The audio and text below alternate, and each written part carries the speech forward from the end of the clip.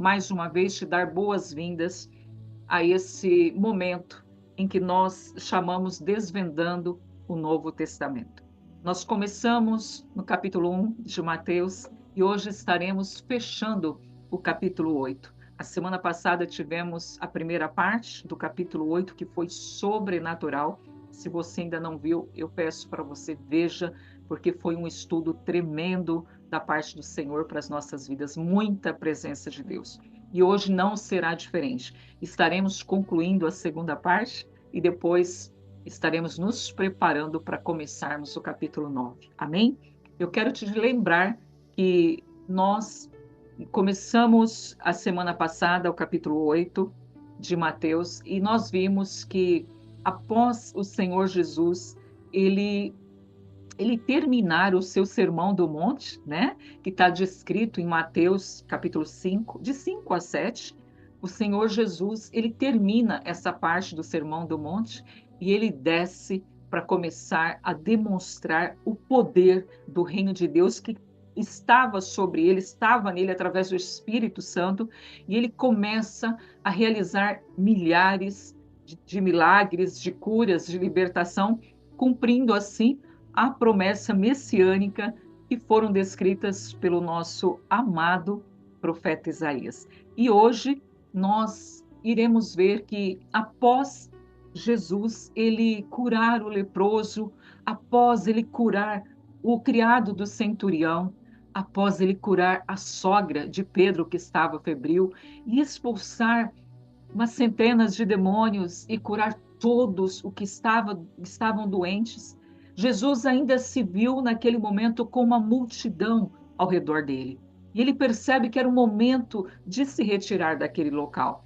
E ele pretende ir para outra margem do rio com os seus discípulos. Mas você vai ver que antes dele entrar no barco, ele conversa com três pessoas. E eu quero te dizer que a vida dessas três pessoas em que Jesus tem uma rápida conversa são um exemplo para nós e nos mostra qual é o custo de ser um seguidor de Jesus. Então acompanha comigo Mateus 8, abra sua Bíblia, por favor, Mateus 8, versículo 18. Terminamos a semana passada o versículo 17, vamos iniciar hoje no versículo 18, amém? Vamos ler nesse momento até o verso 23, amém? A palavra diz: E Jesus, vendo em torno de si uma grande multidão, ordenou que passassem para o outro lado. Mas aproximou-se dele um homem. Mateus fala que esse homem foi um escriba que se aproximou. Lucas diz apenas um homem. Mas o fato é que um homem se aproximou dele e disse: Mestre, aonde quer que fores, eu te seguirei. Eu te seguirei.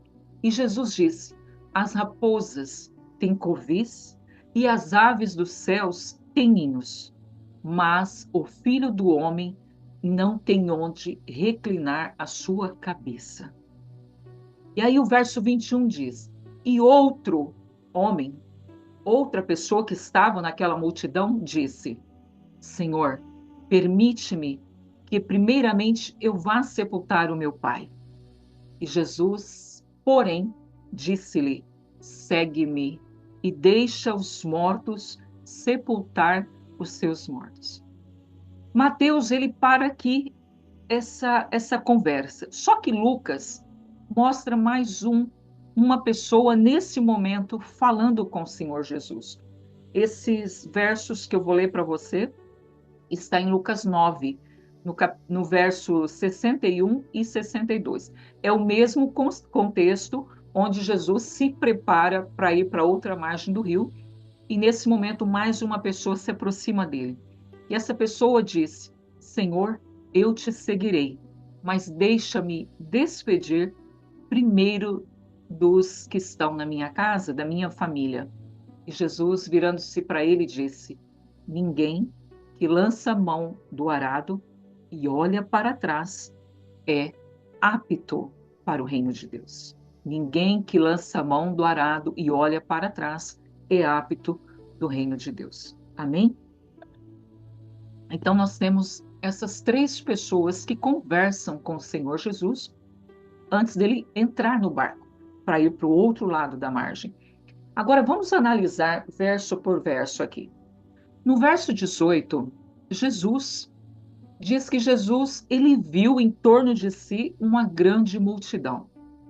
Nós iremos verificar durante várias passagens que durante o ministério de Jesus, as multidões frequentemente o seguiam, atraídas pelos seus ensinos e milagres. Mas, no entanto, nós vamos ver que nem todos estavam dispostos a comprometer-se com o verdadeiro custo de ser um seguidor de Jesus. Nem todos. E hoje não é diferente. Jesus, ele continua sendo pregado e nós vemos pessoas que querem milagres.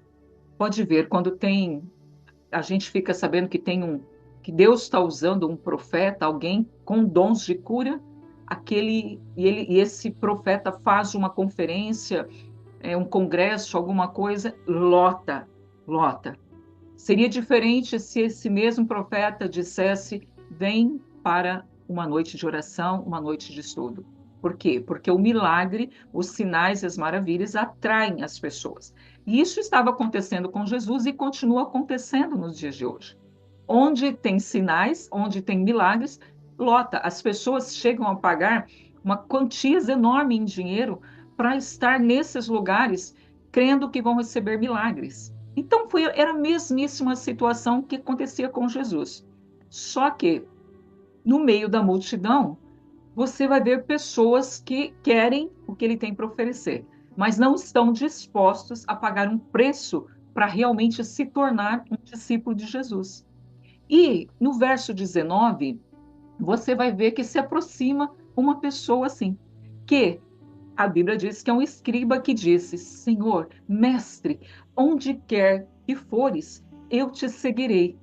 Você consegue sentir o entusiasmo desse homem ao dizer essas palavras? Porque veja, ele estava extasiado, vendo todos os milagres que Jesus fazia. Eu imagino a cena, você vai ficar desesperado para estar com Jesus. Imagina, pessoas endemoniadas sendo libertas, paralíticos sendo curados, mudos falando, cegos vendo, coxos andando, e tudo aquilo, esse escriba que era um estudante da lei, né? Um cumpridor da lei, ele não via isso acontecer, porque ele era um estudante da lei. Mas quando ele se depara com Jesus e vê toda essa movimentação, todos esses milagres, ele fala de uma forma entusiástica. Ele diz: Senhor, mestre, onde quer que fores, eu te seguirei. E por que que nós sabemos que ele fala com entusiasmo? Porque Jesus dá uma resposta para ele. E nessa resposta você vai perceber que ele não havia compreendido completamente o sacrifício que estaria envolvido naquilo que ele estava falando, de seguir Jesus. Ele estava dizendo: eu vou ser um seguidor seu, e onde quer que você for, eu irei. Era isso que ele estava dizendo para Jesus. E pela resposta do nosso Senhor, você vai ver que era um entusiasmo sem uma profundidade, porque ele não havia entendido o sacrifício que isso custaria.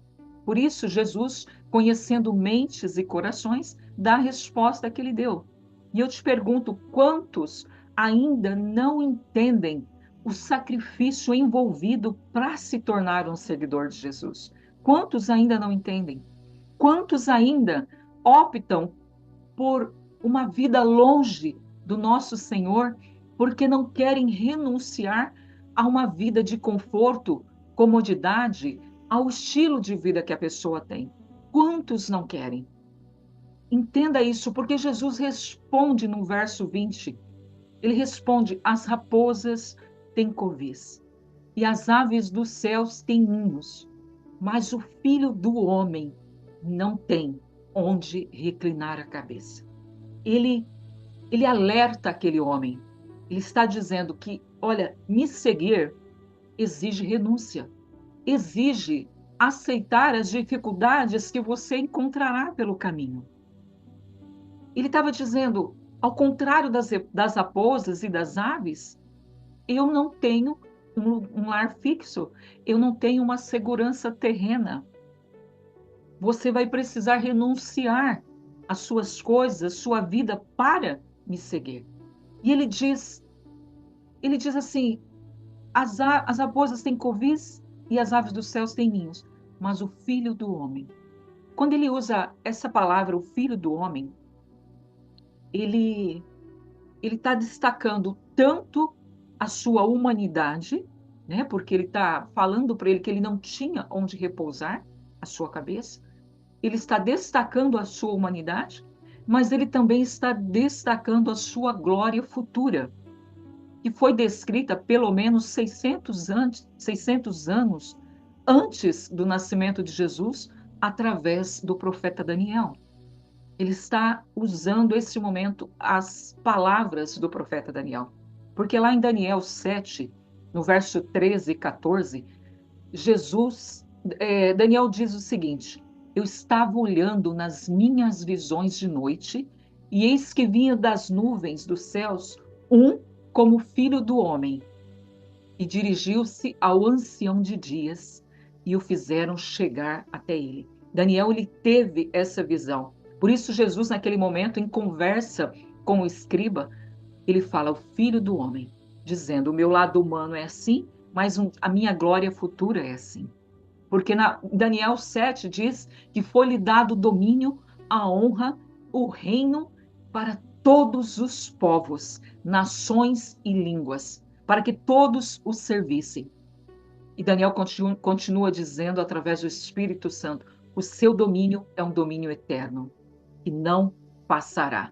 O seu reino é tal que não, em hipótese alguma, será destruído. É isso que Jesus estava dizendo, o Filho do Homem.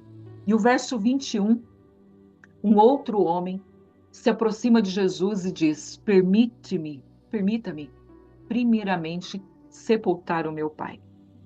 Veja, o pedido desse discípulo, desse homem, sepultar o meu pai, ele pode significar duas coisas, tá bom? Duas coisas.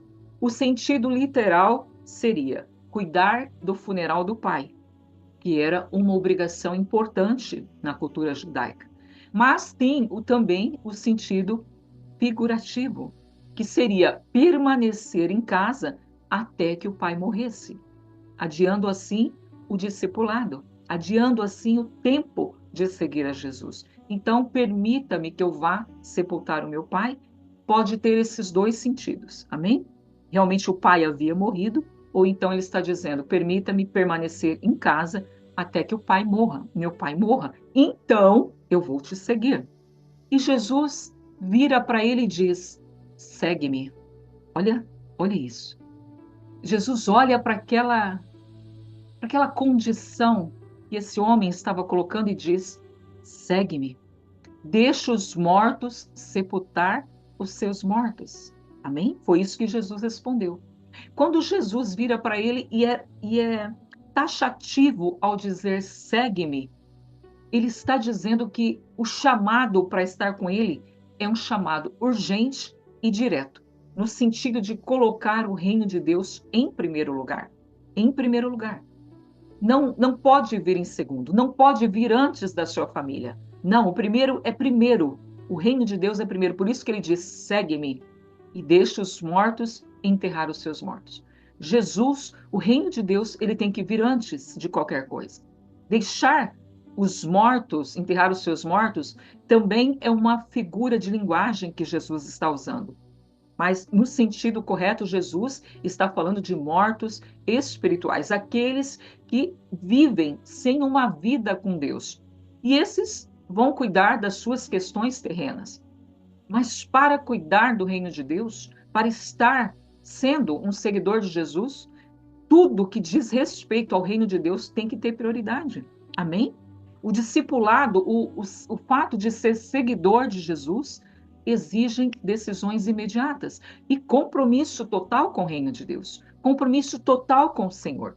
Jesus exige prioridade total de nós, prioridade total. Não tem como ele vir em segundo lugar nas nossas vidas. Ele, veja só, ele não rejeita responsabilidades familiares. Jesus sabe que nós temos que ter, mas ele ensina que nada deve ser colocado acima do chamado de segui-lo. Nada. Por isso ele disse: segue-me, deixa os mortos sepultar os seus mortos. Deixa, vem me seguir. É isso que ele está dizendo. Amém? E quando outro disse para ele: Senhor, eu te seguirei, mas deixa-me primeiro despedir da minha casa. E Jesus responde para ele: ninguém que lança a mão do arado e olha para trás é apto para o reino de Deus. Veja, esse homem, ele diz: Senhor, eu te seguirei. Só que ele coloca assim, ó, mas, amém? Ele diz: Senhor, eu te seguirei, mas deixa-me despedir primeiro dos que estão na minha casa. Assim como no caso do escriba e do discípulo, do outro discípulo, este homem ele mostra uma disposição para seguir Jesus, mas a sua resposta está condicionada a algo. Ele quer se despedir da sua família antes. Agora, veja, esse é um pedido razoável, amém? Se você resolve que vai se afastar da sua família e vai seguir Jesus, como os discípulos fizeram, foram por todo o caminho com ele, é natural que você queira despedir da sua família. Mas Jesus, ele usa esse momento para destacar que o discipulado requer novamente prioridade total. Ser seguidor de Jesus requer prioridade total. E ele diz: ninguém que lança a mão do arado e olha para trás é apto para o reino de Deus. Em ambos os casos, vemos pessoas dispostas a seguir Jesus, mas impondo ou colocando condições para depois fazer isso, para depois seguir Jesus. Isso ilustra bem a nossa luta humana entre os compromissos terrenos e o nosso chamado divino. O ser humano, ele vive constantemente entre essa luta, sempre colocando algum mas. Eu não tenho tempo agora, eu preciso fazer isso depois. Sempre existe uma condição. Por isso nós vivemos nessa luta. E Jesus entende isso. Só que ele pede que que nós possamos dar a prioridade para tudo que vem em relação ao reino de Deus. Prioridade total. Porque ele diz: ninguém que lança mão do arado e olha para trás é apto para o reino de Deus. Lançar a mão no arado e olhar para trás. Por que Jesus disse isso? Porque quando você está usando o arado, isso exige foco, isso exige comprometimento. Por quê? Porque uma pessoa que está arando uma terra, se ela olhar para trás, ela vai desviar o seu curso e vai prejudicar todo o seu trabalho. Então Jesus disse: se você colocar a mão no arado e olhar para trás, você não está apto para o reino de Deus. Não está. Quem se compromete a seguir Jesus não deve nem hesitar em questão de ficar olhando para o passado. Não, não. Não se pode manter um apego em relação ao passado. Não se pode. Ele diz: olhe para frente, para aquilo que eu estou te chamando para fazer. É isso que ele estava dizendo para esse moço. E olha que ele estava pedindo para ir despedir da família. Mas Jesus fala com ele: não olhe para trás. Siga para você se tornar apto para o reino de Deus. Jesus, ele está enfatizando que se tornar um discípulo de Jesus, é uma jornada que exige determinação e abandono total do passado. Não temos como seguir para o alvo olhando para trás o tempo inteiro, carregando o passado nas nossas costas. É muito peso. Jesus nos quer livre de todo o peso do passado para podermos realmente cumprir com o nosso destino profético, cumprir com aquele propósito que ele tem para a nossa vida. Amém? O reino de Deus não pode ser uma prioridade secundária nas nossas vidas. Amém? Então, quais lições nós podemos tirar dessa primeira parte que nós estudamos? né? São lições valiosíssimas. Vamos resumir aqui. Primeiro, o discipulado exige prioridade absoluta. Amém? Nenhuma relação ou compromisso terreno deve impedir o seu caminhar com Jesus. Não, nós precisamos tirar todos os vínculos que nos impedem de estar livre para estar com Ele. Amém? Também é necessário um compromisso incondicional. Não é possível seguir Jesus enquanto olhamos para trás ou mantemos a nossa vida anterior como prioridade. Amém? Entendemos também com esses versos que Jesus deixa transparecer uma urgência no chamado. Ele deixa claro que o reino de Deus é uma questão urgente e não deve ser adiado. Amém? Não deve ser adiado. Por isso, ele diz: segue-me, larga tudo e segue-me. E como nós podemos aplicar isso na nossa vida? Nós precisamos focar nas coisas do reino. Amém? Como um agricultor que está com o arado nas suas mãos, precisamos manter os nossos olhos firmes em Jesus e no propósito dele para as nossas vidas. Amém? No propósito. E algo que é realmente importante para que nós possamos ser um seguidor de Jesus e ser um seguidor de sucesso é renunciar ao que nos prende ao nosso passado, deixar de lado o que pode nos distrair e impedir o nosso progresso espiritual no reino de Deus. Amém? E dizer sim para Jesus é algo que não dá para colocar condições. Amém? É sim, sim ou não, não. Respondemos ao chamado de Cristo com fé, com prontidão e com compromisso total. Não tem meio termo para estar com Jesus. Por isso que ele disse em Apocalipse que se nós formos mornos, ele irá nos vomitar da sua boca. Ele fala: quem dera fosses frio ou quente, porque se fores morno, vomitarei você da minha boca. É isso que ele diz quando nós ficamos em cima do muro, nem de um lado nem do outro. Então, o Jesus ele nos chama e a nossa resposta deve ser sim, sem colocar um mas. Amém? Quando Jesus te pede, faça isso, vai lá e faz. Não olhe as circunstâncias, não coloque condições em nome de Jesus, para que você esteja respondendo, dando a resposta que o reino dos céus espera de você. Amém? Em nome de Jesus. Vamos seguir em frente? Mateus 8, nós vamos continuar no verso 23, do 23 ao 27. Amém. Aleluias. Esse trecho, nós vamos ler, narra um dos milagres mais conhecidos de Jesus. O milagre em que ele acalma uma violenta tempestade no mar. Com esse milagre, Jesus, ele revela então o seu poder sobre a natureza. Isso desafia a fé das pessoas. Jesus ele sai de um contexto onde ele está curando pessoas, expulsando demônios, curando todo tipo de enfermidade, e esse momento ele entra no barco e ali na Galileia, no mar da Galileia, né? Essa condição, né? Essa tempestade começa a acontecer, e aí Jesus ele vem e demonstra o seu poder total sobre a natureza e desafia a fé, né, dos seus discípulos. Vamos ler. Verso 23 diz: E entrando ele no barco, seus discípulos o seguiram. Eis que no mar se levantou uma tempestade, mas a tempestade era tão grande que o barco era coberto pelas ondas. E o nosso Senhor, porém, estava dormindo.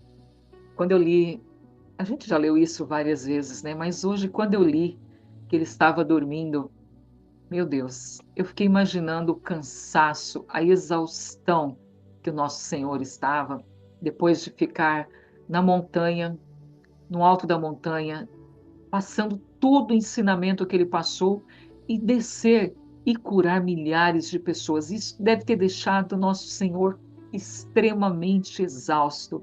A minha vontade quando eu li isso era de estar lá para cuidar dele. Meu Deus, ele devia estar muito cansado. É muito, muito, porque imagina, quando a gente ministra na igreja, né, a gente termina a ministração e a gente se sente muito cansado, porque há um trabalhar do Espírito.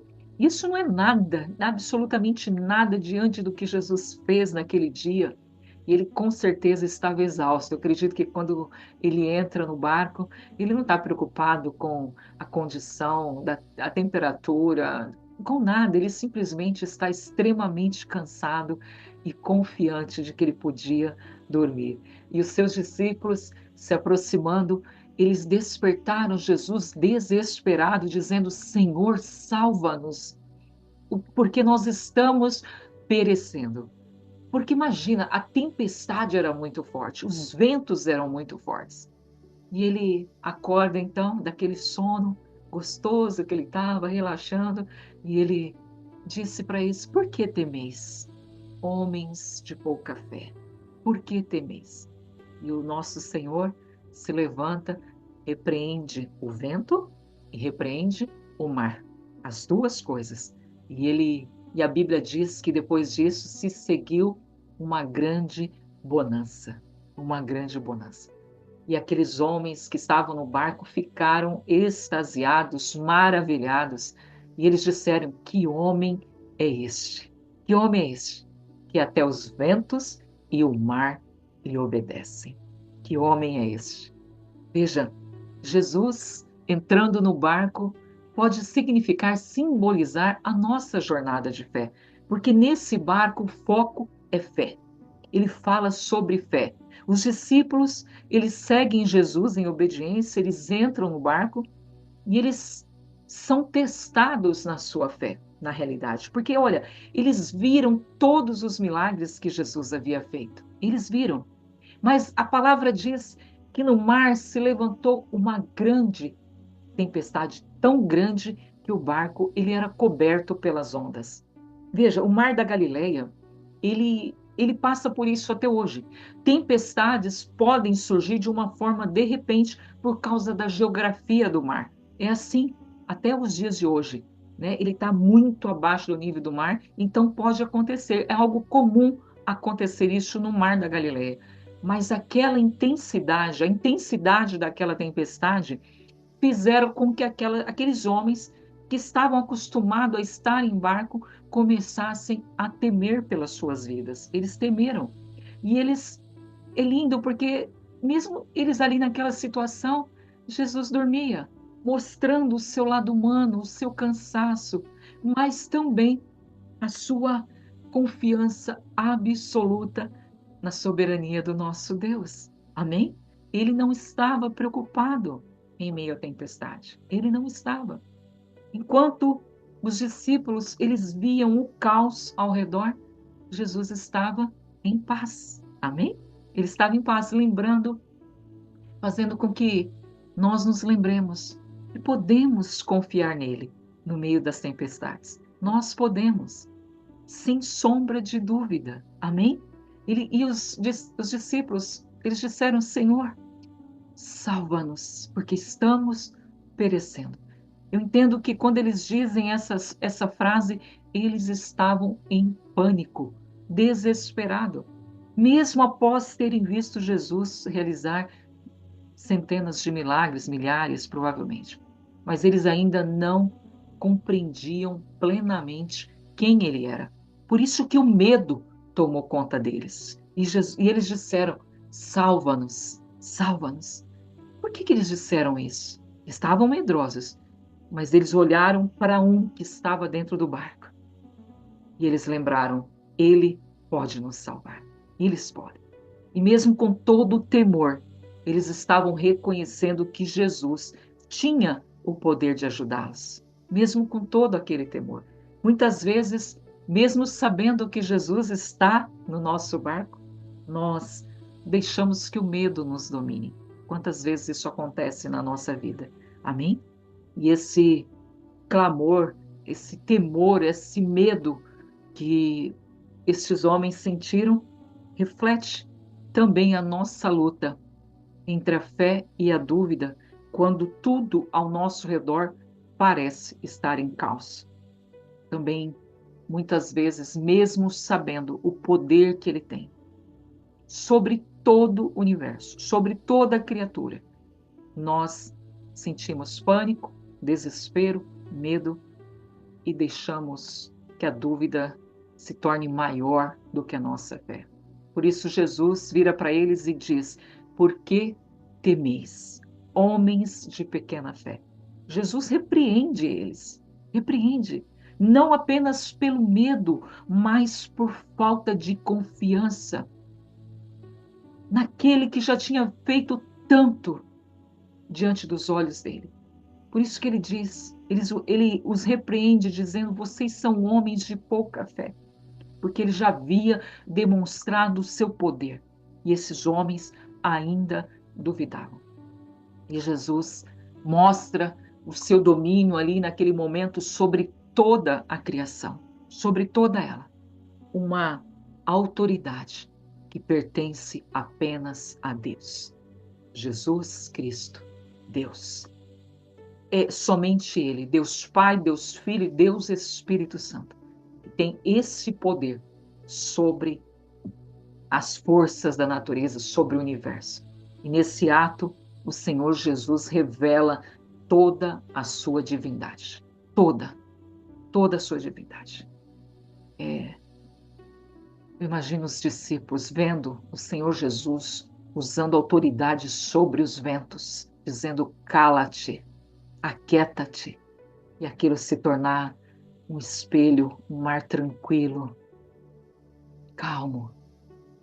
Meu Deus. Por isso que eles viram eles disseram: que homem é este? Que até os ventos e o mar lhes obedecem. Que homem é esse? Essa pergunta reflete toda a admiração e a surpresa que eles estavam sentindo naquele momento. Eles começam então a perceber que Jesus era muito mais que o mestre. Era muito mais do que alguém que realizava curas, sinais e maravilhas. Eles percebem que Jesus é o Senhor sobre todas as coisas. Por isso eles dizem: que homem é este que até o mar e o vento lhes obedecem. Amém? Vamos às lições desses versos? Anota aí se você estiver anotando. Jesus está contigo em todas as tempestades. Amém? Mesmo quando parece que ele está dormindo, que ele está em silêncio, que ele está quieto, que ele está ausente, ele não está. Ele não está. Nada está encoberto diante dos olhos do nosso Deus. Eu uso uma frase e eu acho maravilhoso dizer ela: nenhum milímetro da sua existência está encoberto diante dos olhos do nosso Deus. O Senhor, Ele tem graça suficiente para te sustentar no meio de qualquer tempestade ou deserto da sua vida. Amém? Saiba também que a sua fé, ela será testada exatamente nos momentos difíceis, assim como aconteceu com os discípulos, quando nós enfrentamos situações que nos desafiam em nossa confiança em Deus. Fique atento para isso, para que o Senhor não tenha desprazer e tenha que te repreender dizendo: homem, mulher de pouca fé. Não. Fique atento, porque geralmente a nossa fé é testada exatamente nos momentos difíceis. Por isso é tão sério quando nós estamos passando por uma prova, por uma dificuldade, nós começarmos a murmurar. É muito sério, porque talvez nós estamos passando por uma prova de fé, para sermos aprovados, e nós começamos a murmurar no meio da prova e faz com que nós nos tornemos pessoas desqualificadas para o reino de Deus. Tão sério quanto olhar para trás é começar a murmurar no meio da prova. Tão sério quanto. Amém? Não deixe o medo substituir a sua fé. O medo, ele nos paralisa. E a fé, muito pelo contrário, nos leva a clamar a Deus e confiar no seu poder agindo naquela situação. Então levanta de onde você estiver, se você se sente fraco ou fraca na sua fé, não permita que esse medo, que essa situação te deixe assim. Não, levante e comece a clamar, porque um clamor pode mudar a sua situação. Jesus ele ouviu um clamor daqueles discípulos: Senhor, salva-nos porque estamos perecendo. E o Senhor agiu com toda a sua autoridade, com todo o seu poder naquela situação, e aquela situação foi transformada. Amém? Não deixe o medo substituir a sua fé, em nome de Jesus. Vamos para Mateus 28, 34, até o 34, dos versos 28 ao verso 34. Aleluia. Jesus, você sabe que ele está no barco, cruzando o mar da Galileia, amém? E nesses versos ele está chegando ali na região de Gadara, que era uma área predominantemente gentílica, amém? Existia uma concentração de povos gentis naquela área, na região de Gadara, né? E esses versos que nós vamos ler, descreve um dos encontros mais intensos de Jesus com o reino das trevas. Um dos encontros mais intensos. Por quê? Porque ali, quando ele chega na outra margem do rio, Jesus, ele começa a demonstrar uma autoridade maior com legiões de demônios. Legiões de demônios. E ele vai e liberta. Mateus diz que é um homem, Marcos, se não me engano, Marcos ou Lucas fala de 2, mas o fato é que Jesus, ele começa ali um dos momentos mais intensos com relação ao reino das trevas, né? Demonstrando a sua autoridade total sobre os demônios. E o texto diz o seguinte, verso 28, e tendo chegado a outra banda, na província dos Gadarenos, amém? Na região de Gadara, saíram-lhe ao encontro 2 endemoniados, que saíam de onde? Dos sepulcros. Eles eram tão ferozes, diz a Bíblia, que ninguém podia passar por aquele caminho, de tão ferozes que eles eram. E quando eles viram Jesus, a palavra diz que eles clamaram. Olha isso, demônios clamando para o Senhor.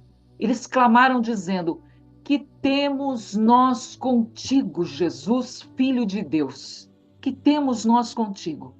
Vieste aqui nos atormentar antes do tempo? Olha isso. Eles clamaram para Jesus.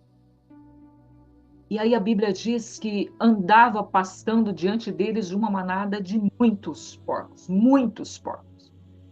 E os demônios, além de clamar dizendo isso, que Jesus, eles estavam desesperados, falando: viestes aqui atormentar-nos antes do tempo. E eles não pararam aí, eles rogaram ao Senhor, dizendo: se vai nos expulsar, permite-nos que entremos naquela manada de porco. Olha isso, de porcos.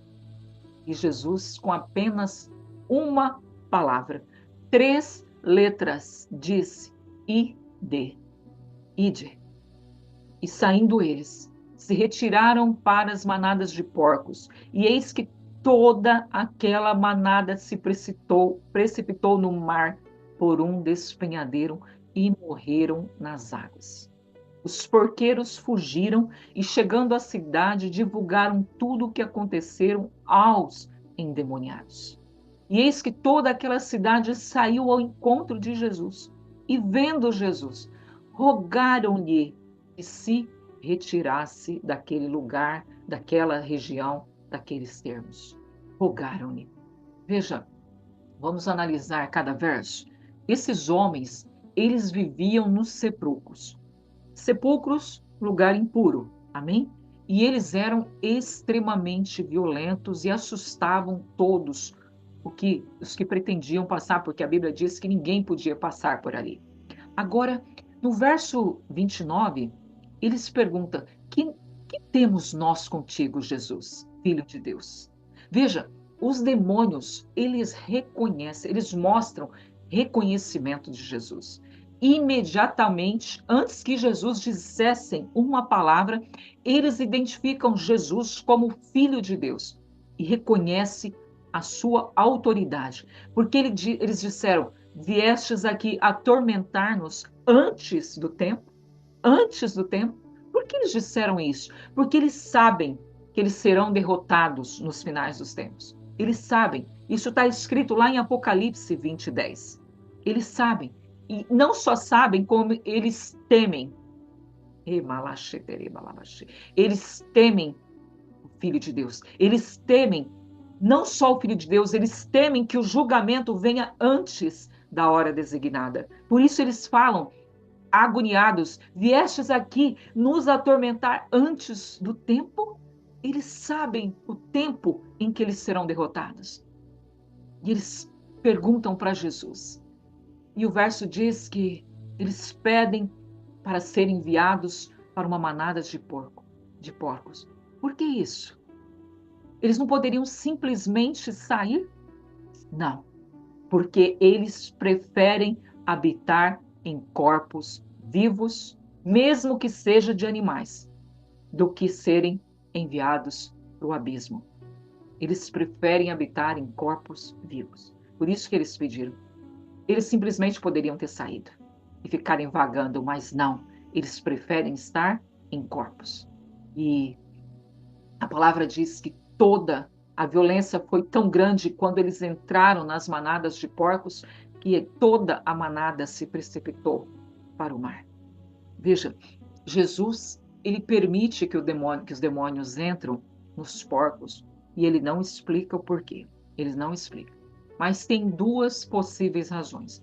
A primeira, para mostrar quão destrutivo são os demônios, e a segunda, para demonstrar que a libertação humana ela é muito mais valiosa do que qualquer outra perda material.